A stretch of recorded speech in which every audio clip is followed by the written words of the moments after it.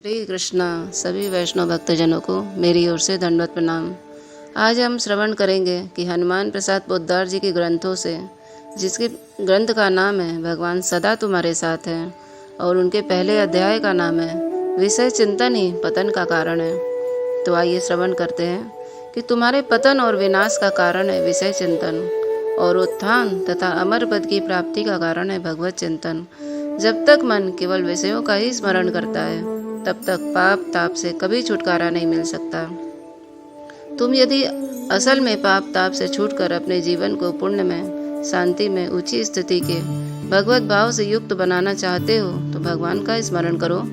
याद रखो, जो मन भगवान के स्मरण से भरा है, उस मन से किसी भी कर्म के लिए जो प्रेरणा होती है वह विशुद्ध होती है, और उसके अनुसार होने वाले कर्म चाहे देखने में बहुत ऊंचा ना भी मालूम हो, तो भी वह होता है परम पवित्र और भगवान की पूजा स्वरूप। युद्ध जैसा कर्म भी भगवत प्राप्ति हेतु ही होता है, यदि वह भगवान के स्मरण से युक्त हो। इसी से तो भगवान ने अर्जुन से कहा कि तुम सदा सर्वदा मेरा स्मरण करते हुए युद्ध करो।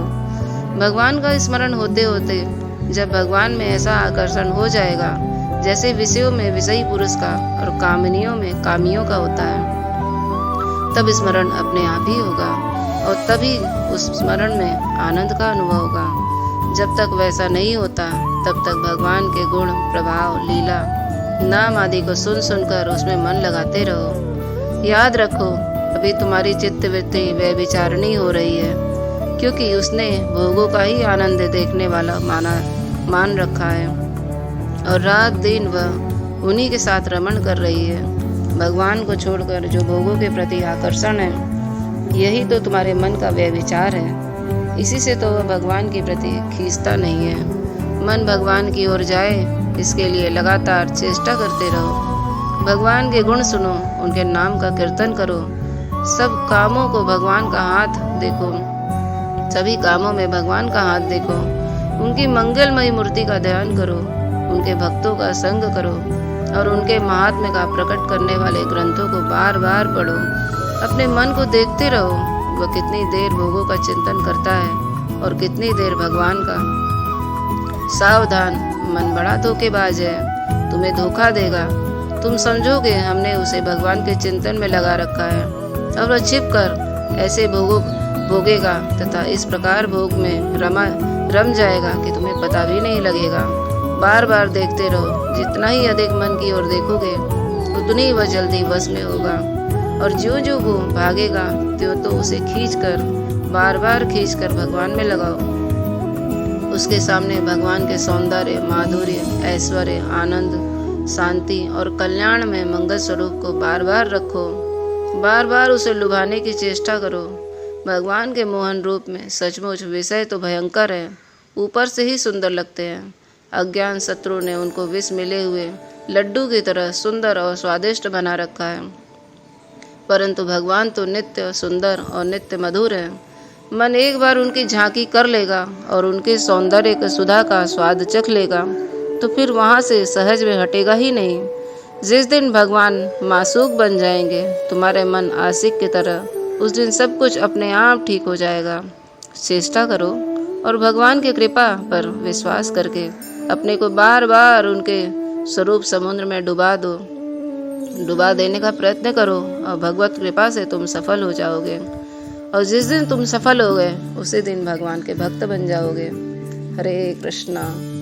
तो हनुमान प्रसाद पोद्दार जी की रचनाओं का इतना सुंदर वर्णन है, यदि हम थोड़ा सा भी इसे ग्रहण करें तो हम देखेंगे हमारे जीवन में कितना परिवर्तन आ गया है।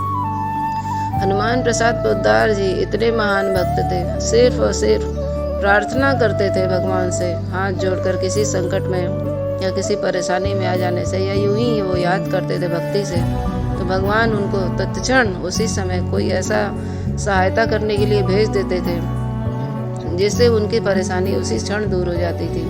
उनसे लोगों की सहायता के लिए हमेशा मांग रहती थी, लोग उनके पास हमेशा जाते थे। और एक महान भक्त थे, आप उनका लेक्चर सुनिएगा जो खुद बोले हुए हैं कि उनको भगवान ने 8 बार दर्शन दिया, भगवान कृष्ण ने। वो इतने महान और अच्छे भक्त थे। गीता प्रचार जो उनका गोरखपुर का है, अभी आज जगह जगह हर जगह में उनका ही प्रचार होता है। उनके ही ग्रंथों से लोग लाभान्वित होते हैं।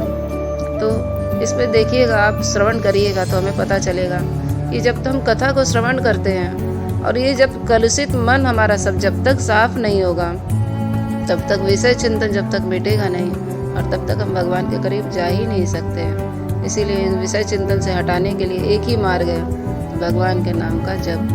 भगवान के नाम का जप हम करेंगे, भगवान का चिंतन करेंगे और उनकी सेवा करेंगे, तभी ये मन कलुषित धीरे धीरे धीरे धीरे सफाई होगा। जिस प्रकार से बंद कमरे में कई दिनों से धूल पड़ जाता है, उस धूल की सफाई हमको एक दिन में सफाई नहीं होगा, धीरे धीरे करके हमें सफाई मार्जन करना पड़ेगा। उसी प्रकार से भगवान नाम का जप करते करते हृदय के अंदर जितनी कलुषित मैल जमी हुई है वो साफ होगी। तो इस मंत्र का नाम क्या है? सदा जपते रहिए, हरे कृष्णा कृष्ण कृष्ण हरे हरे, हरे राम राम राम हरे हरे। आपको ये कथा कैसा लगा हमें बताइएगा कि ये बहुत ही सुंदर ग्रंथ है। आगे और भी सुंदर सुंदर कथाओं का हम श्रवण करेंगे। हरे कृष्णा।